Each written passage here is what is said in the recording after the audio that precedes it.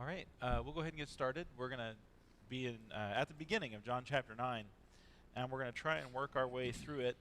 It almost works out by the time we're going to be done in September to begin the next quarter, where we're going to cover a chapter a week. So I will just preemptively apologize for every coming week in which we do not cover all of the material. But we're going to try and work through it. There will be a couple places where we get to spend some extra time. Unfortunately, John 9 is not one of those places. So we're just going to take it by chunks. We'll start with verses 1 through 7. And this is the place where Jesus is going to come. He's going to do this weird thing where he spits in the dirt and heals this man. And we should start off, I think, with the question that his disciples ask. Rabbi, who sinned, this man or his parents, that he was born blind? And so in that section, what do you guys see that's of note, and what do you think about that question? Well, apparently it was a common belief, but it brings to mind why the story of Job didn't reconcile that concept or whatever in their minds. Right. And I don't know. I think it's a misinterpretation of scriptures that have been applied, but apparently it was a common belief because the disciples, and I'm assuming most of the Jews had that same belief that sin was somehow entwined in some deformity or blindness or those kind of things. But of course, we're living, so. Right. Yeah. Oh, they can't hear you. Can you hear me now? Yeah, there's this sense in which if people ask me, am I guilty of Adam's sin? In other words, when I am called before the great white throne that we saw in Revelation 20, am I going to give an account for what Adam did in the flesh? The answer, I think, is no. I will not give an account for what Adam did. However, am I affected by what Adam did? Are there consequences to his sin that directly affect me today? Absolutely. And so there is some kind of sense in which you are impacted by Adam's sin, even though you're not guilty of it. And we see that all the time. People make bad choices, and they hurt others besides the one who made the bad choice. And so we just see sin rolling throughout history, causing all these problems. And I think you're exactly right. That's what we see here is Jesus dealing with that question. Why is this man blind? Whose fault is it? And the answer is, well, nobody's. Mm-hmm. It's the way the world works now. Well, I don't think anything in this series of events is circumstantial. And Christ has declared himself to be the light of the world. And then, of course, we have a blind man. Right. And of course, Jesus stops. The blind man can't even see Jesus. And Jesus stops to interact and to heal this man. So it's just to paint the picture, the spiritual blindness that's going on with the Jews. Maybe it's coincidence, but isn't there, I don't know if it's in John, but isn't there another story where some of the disciples go to Jesus and they say, hey, some of our people are being killed. Like, how is that fair? And Jesus says, it's not their fault that they're being killed, and it's not their, the people who died when the Tower of Siloam fell. I think that's it's not Luke their 13. fault. Right. Just interesting that there's also a connection to Siloam there too. I don't know if it's just completely coincidental, but two stories about how, bad things happen to good people, to put it too simply. But I just thought that was interesting. But. Yeah, that's a good textual connection. Mm-hmm. And when you come across those things, it doesn't necessarily mean that those two events are connected, the fall of the Tower of Siloam. Right. But that word, I think you're right, it's supposed to catch your ears. Mm-hmm. And I think God does that on purpose. I think he has put the text together in such a way that things like that happen. I think the other thing on the other side of the coin is what we see here is, that man's in bad shape. He's suffering. But it's in the context of what God's going to do for him. And then when Christ, in the very next verse, says, we've got to work the works of him while it is day, I think the point is, whatever caused it, Christians and God is going to work to bring them into right relationship with him. It has a purpose. It's not just happen chance. And you've got to respond to it that way as Christians and as this guy does later, as we see in the story. Right. I kind of wonder where the disciples have been as we lead up to this, as he interacts with the religious leaders and the Pharisees, and now all of a sudden the disciples are with him as he leaves the temple. So that's kind of a little Yeah, where were they? query where, yeah. Yeah, and it does, I think that's a good point, Tim, that the events that we see, and you can see it throughout the text of Scripture, that God uses human events and conditions to bring about his purpose.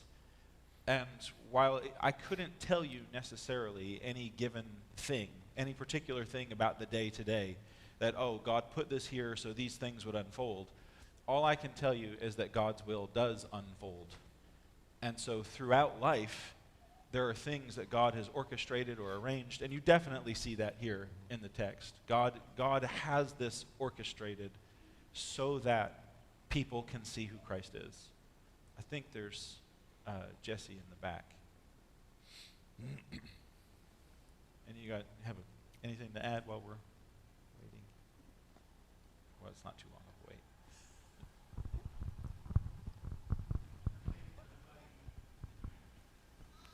Nobody has explicitly taught us this,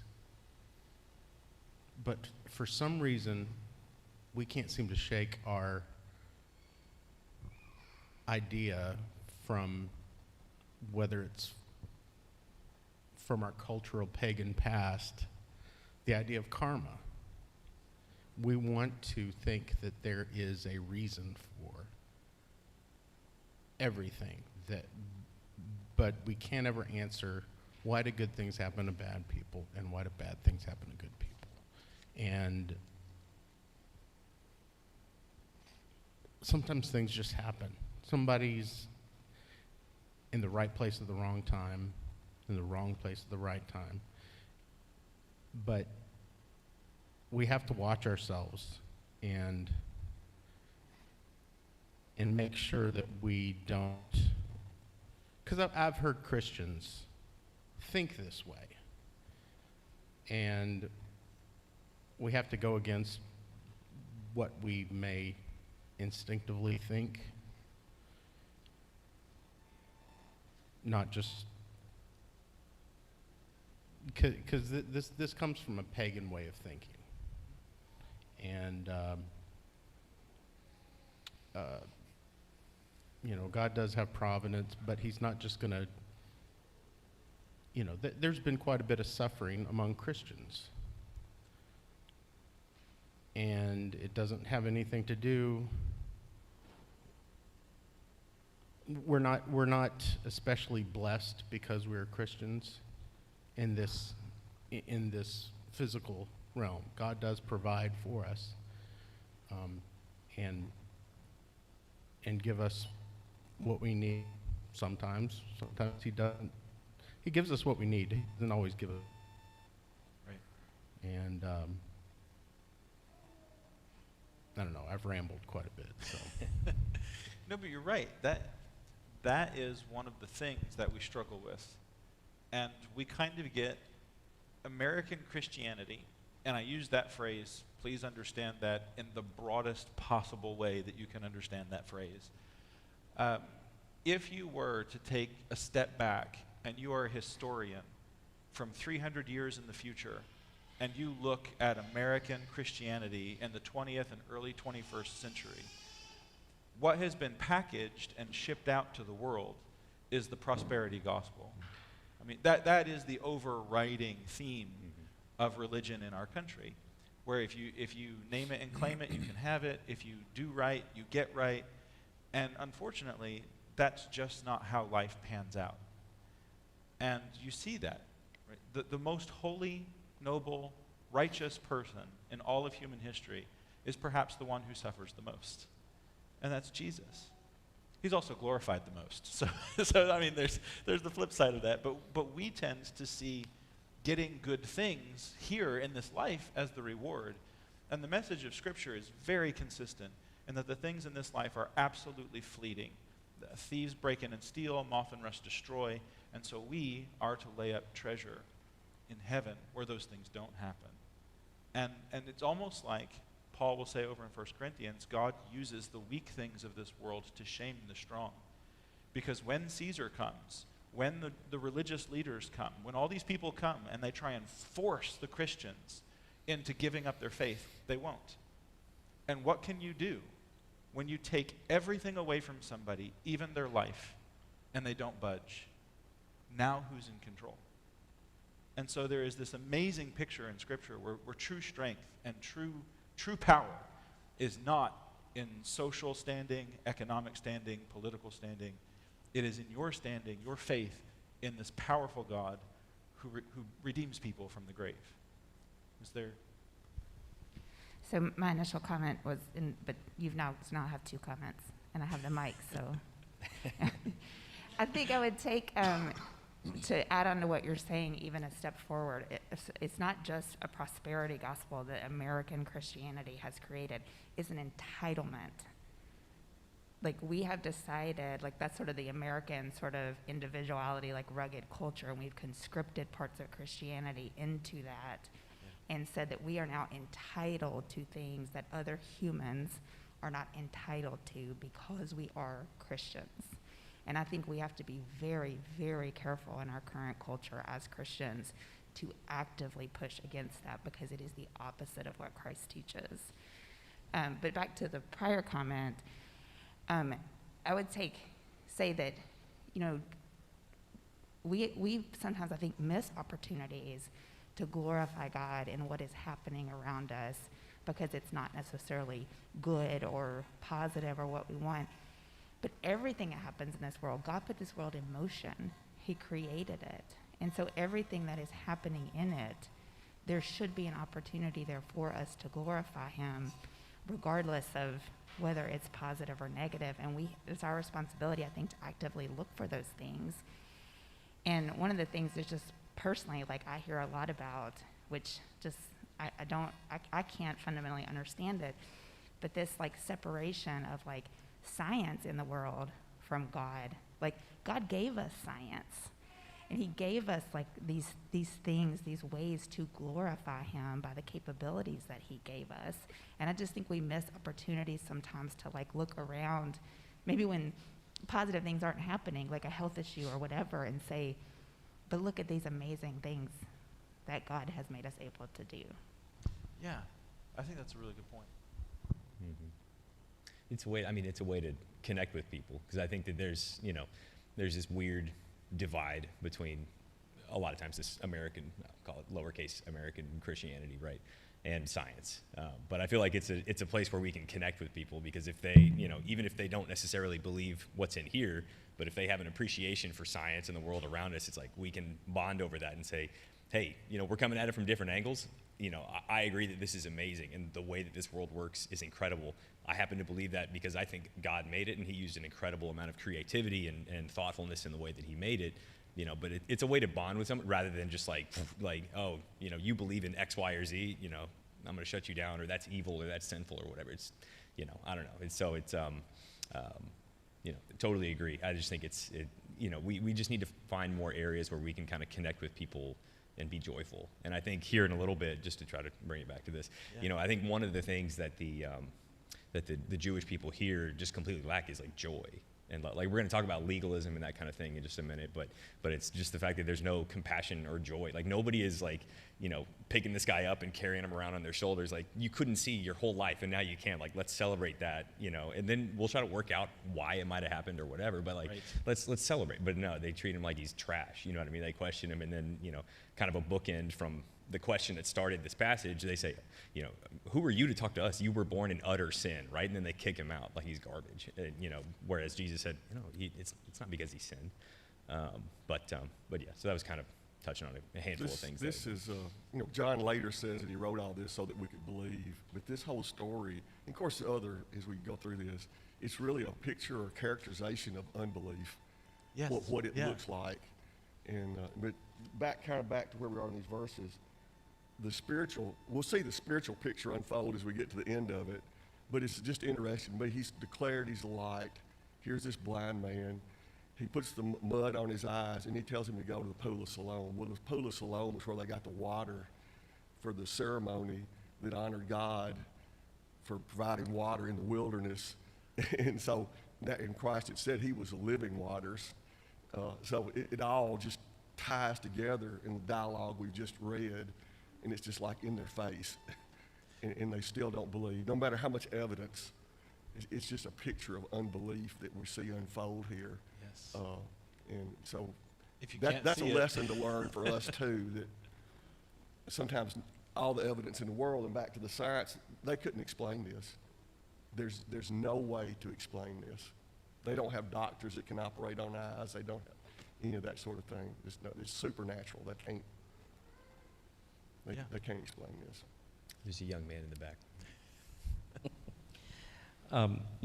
Just a couple of responses. First of all, to what Julie was saying, I think one of the big points of this passage is that the positive and negative are only responses. They're only constructs to us individually, and not to God. The whole idea of so that the works of God may be done in Him is basically saying that positive and negative are only from our standpoint.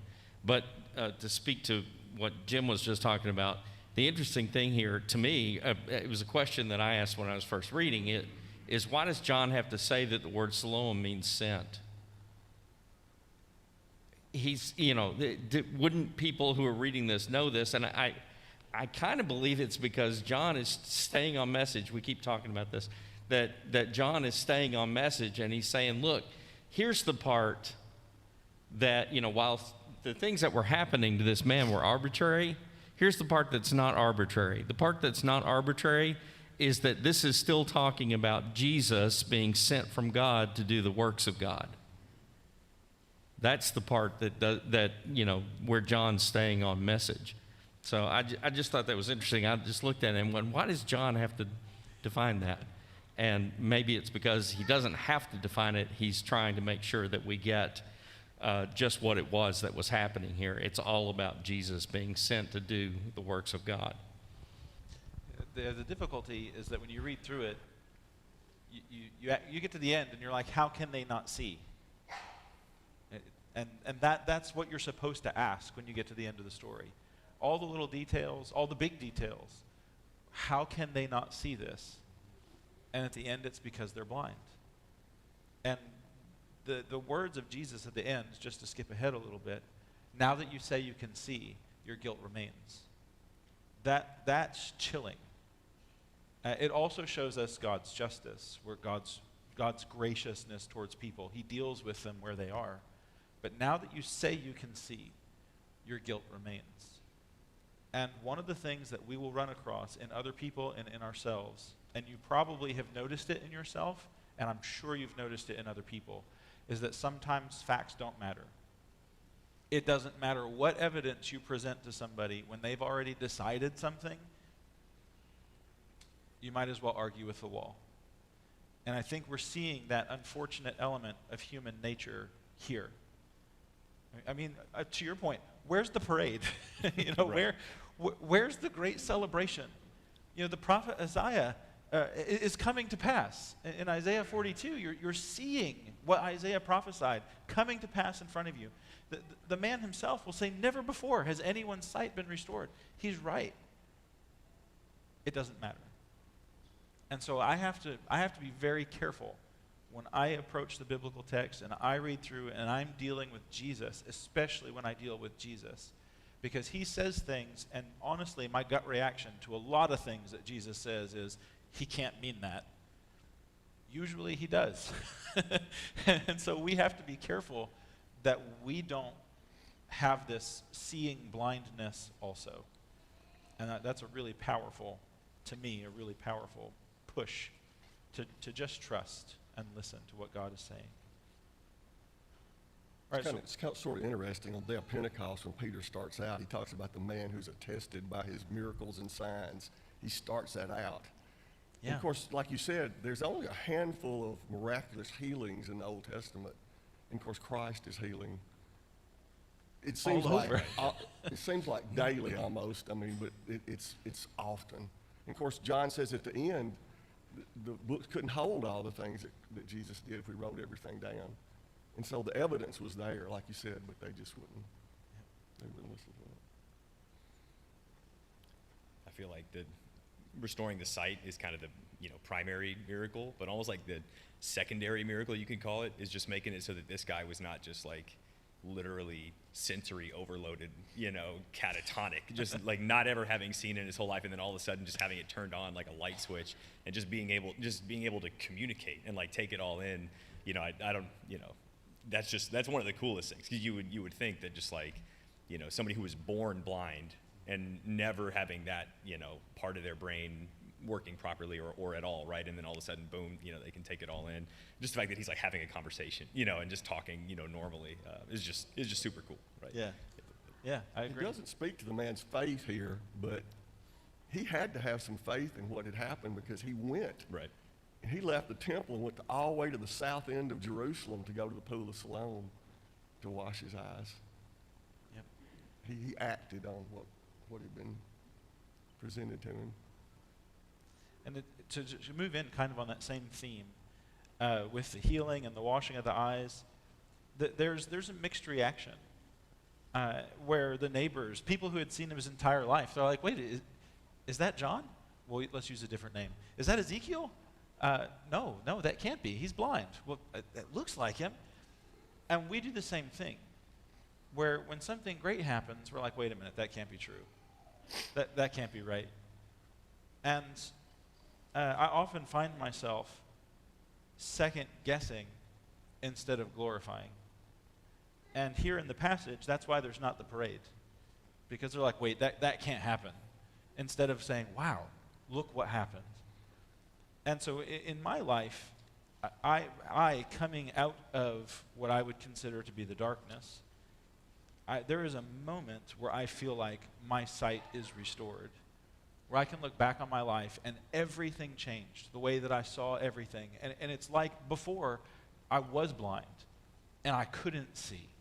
And now there's an entirely new way to see the world, and the excitement and the energy that you have in that.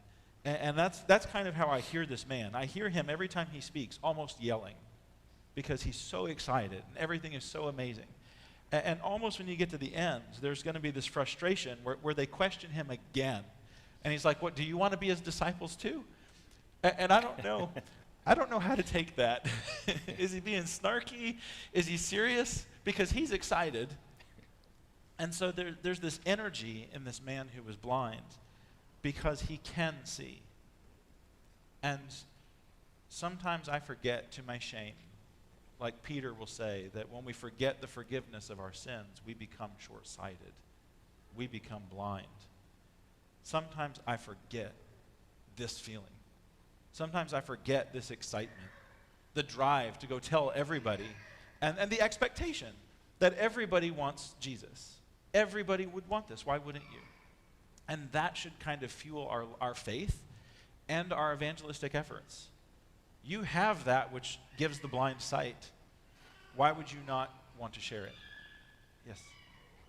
The Pool of Siloam is kind of interesting. In 2004, they actually found it. It's at the end of Hezekiah's water tunnel.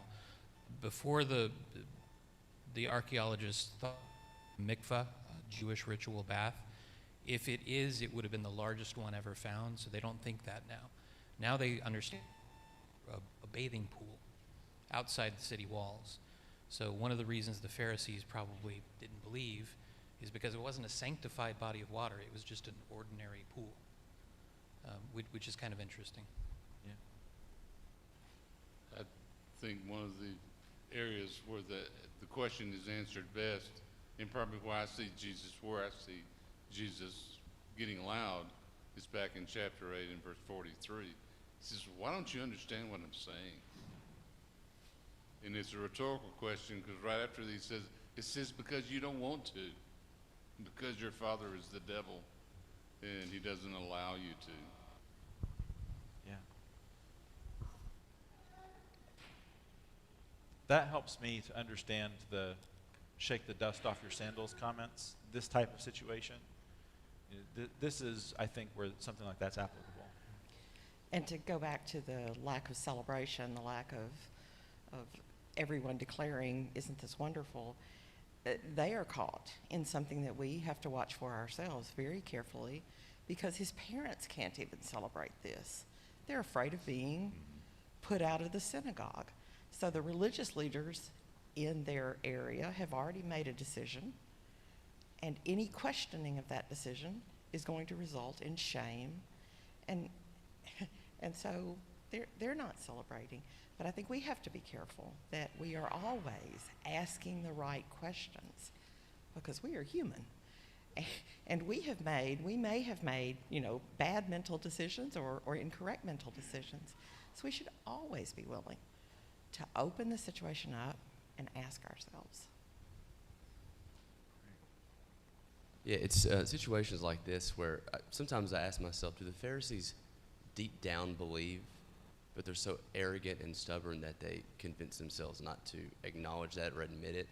And I go back and forth on that, but it's situations like this right here that really push me towards that end, because with the irony of using a blind man, healing a blind man to show the blindness of the Pharisees, and using the meaning of the pool that was used in the water and saying, I'm the living water, but go in this pool that has water that means something to you and your people, but also saying, I am from God and I'm doing these good works. I'm doing supernatural works. I'm healing this person. I'm bettering his life and his health. I am from God doing that.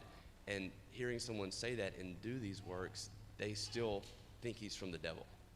Why would someone say they're from God and do something good and they'd be from the devil? They're tripping over themselves, doing everything they can to not believe it, and even go so far as to interview the parents, interview the young man over and over and over again. They're trying to question everything so that they can come up with something that allows them to not believe it. Yeah. I think the phrase, like the psychological phrase, is the non-technical term for it is the fake because. Right? They've already decided what they want to believe, and so now they're looking for the because. I think you're exactly right. Yes.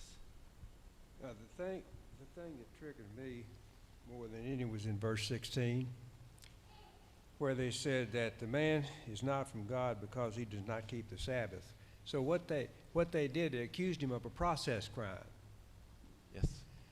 And what they've done all throughout the Bible, and what we have to be careful of, you don't make process your principle. You don't make a tradition your principle. The principles are much above process. And here they tagged him for a process, and as a result of a process, the rest of it doesn't matter if you violate the process. Right. A lot of times, especially being familiar with sports, a lot of times when executives are about to get fired, that's when they take the worst risks and make the worst decisions, because they know that if they don't do something great in the next couple weeks, then they're going to get fired anyways. And so then they make it even worse. And it seems like the Pharisees here, they're already so far into this, they're already so deep that they have no other choice but to keep going, because they would already, by admitting that they're wrong, they'd already be giving up all the power that they want. And so the only choice is just to keep going down that road and hope that it eventually works out. I think that was awesome. I've never thought of that kind of connection before, but I love that. And it's kind of speaks to the fact that they're kind of acting like their back is against the wall, right? They're lashing out and they feel threatened, and I was going to say this to later, but legalism, which I think is something that we're going to talk about as you read through this, it becomes clear that legalism is more of a symptom than the disease itself, right? I think the disease is a lack of faith such that you feel threatened that something new or something that challenges your worldview, you respond so viscerally to it. And so then you start pointing at the process, or you start pointing at these little rules that maybe you've made up or put more emphasis on, when, as Christians, as people who have faith in God, we should, somebody should be able to come up to us and talk about something that might challenge our worldview. And we should have faith that, that we can figure it out. You know what I mean? And that we truly want to have a loving relationship with God, and we're willing to work and learn and talk through it and figure it, rather than just immediately just throwing up our guard and, just launching attacks at these people and stuff like that. And so I think, it's the fact that these people were kind of, the Pharisees were basically born into the position that they were in now, right? And kind of like the entitlement, point that we were making earlier. And just when stuff like this happens, when Jesus comes in, or these things are happening to these kind of normal, dirty, sinful people, it challenges their worldview, and so they've got to lash out. And so it's kind of like that person, who they feel like they're about to get fired, so they've got to do something, drastic. We should be more calm and steady and faithful, and I don't know. So that it's just we like to. I think that just saying that the Pharisees, fall victim to the trappings of legalism is being generous. It's more that they're letting, fear and just kind of that self-preservation drive everything that they do, and then this is just what it looks like. Yeah, that's a good point. I think it is important, and I don't disagree with anything that was said, is to remember these are the Pharisees, these are the religious leaders. And when you go back to Deuteronomy, there were two kinds of false prophets. There was the one that said something that didn't happen. The other was the one that said something, it happened, but he wasn't leading them back to God. And I suspect if we were there and we were Pharisees, we would be struggling linking him leading us back to God, because it's not our tradition, as Darrell pointed out. These things don't fit with our paradigm of what God would want us to do. So I think in fairness to them, are they fighting against it? Yes, they are. But I can understand some of it. It'd be like today, if someone raised somebody from the dead, well, no, he didn't do that. Well, what if he did? That doesn't make him God. It doesn't make him right. It doesn't make him a servant of God. And I think that's part of what they're dealing with here. Their backs are against the wall because they can't answer. And as Jim pointed out in Isaiah, everything Christ's done, you can go back to the Old Testament and see it. They're not making that linkage, but I suspect I would have trouble making that linkage depending on the circumstances until I was finally forced to see it. And they're not there yet. This has been going on even before Christ goes down to the Feast of Tabernacles. He was up in Galilee because the Jews they were trying to kill him. And so it just keeps escalating. But Christ is throwing the fuel on the fire because he's trying to turn their hearts and get them to see who he is. And he doesn't give up, but it just gets more and more hostile, and to the fact that the parents are even afraid to acknowledge what has happened, because they're afraid of being thrown out of the synagogue, because you've made that point before, but that's just cultural death. I mean, you have no economic recourse, you have no socialization, you're just an outcast. It's like you're a leper, and they've terrified the parents and we can't let that happen to us. Yes. Well, just to go back to what Tim was saying here, it seems pretty obvious that this, you said earlier, the false because, or this whole idea of their paradigm problem is obvious, because what they want to do literally is, rather than talk about the thing, they want to have a discussion. They're going to present 2 points of view about why this happened. One saying, this guy's obviously a sinner. Another one saying, no, how can he be a sinner? And then they ask the guy to whom it happened, what do you think about it? They literally are trying to wrap their heads around it with, also, as the Pharisees often did, with multiple points of discussion, and then try to merge them, try to crash them all together and see what came out of it. The other interesting thing about that particular idea is that they seem to have no problem. Like sometimes we're scared that people will have a problem, so we, have to, almost bend over backwards to overemphasize. They had no problem with the fact that this man did something meant that somehow he worked to do it for himself. We talk about this with baptism and other things all the time, that just because we have to bend over backwards and say just because you were baptized didn't mean you earned it. They had no problem, because he says, he told me to do it, I washed, or he put mud on my eyes, I washed and I see, and they said, so what do you say because he did this to you? They had no problem whatsoever with the fact that it was a gracious, unearned act because he did something. I find that very, very interesting. It makes it all the more strange that they can't explain the act, but they had no problem with the idea that it was a gracious act.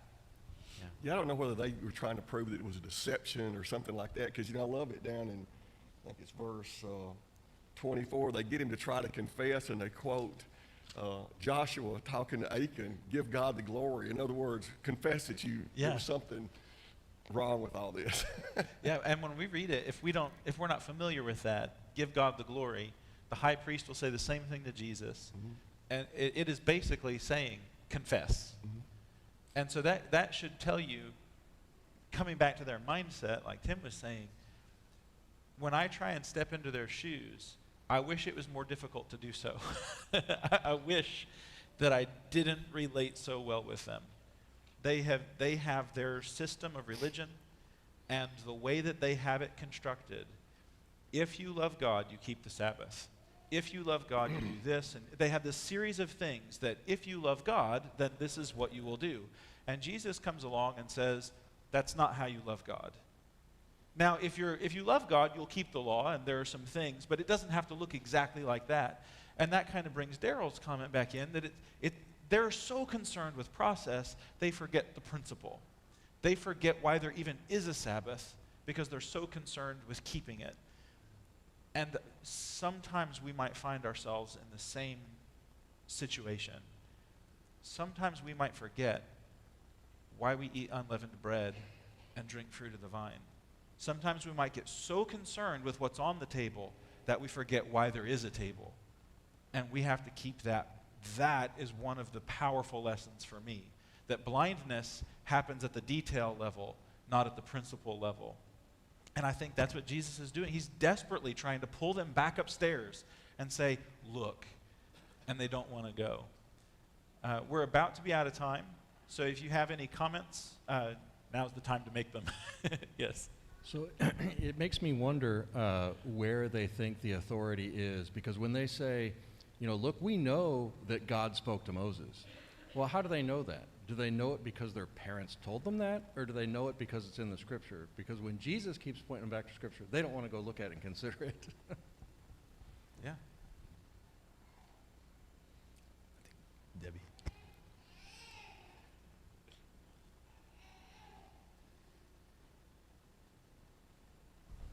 So if I could yes and what you just said about where blindness occurs, it also can be blindness starts at the detail level that leads to the principle level, because blindness at the detail level obscures the principle and makes us Yes. blind to it often. So yes and. Yeah. I like that. Thank you.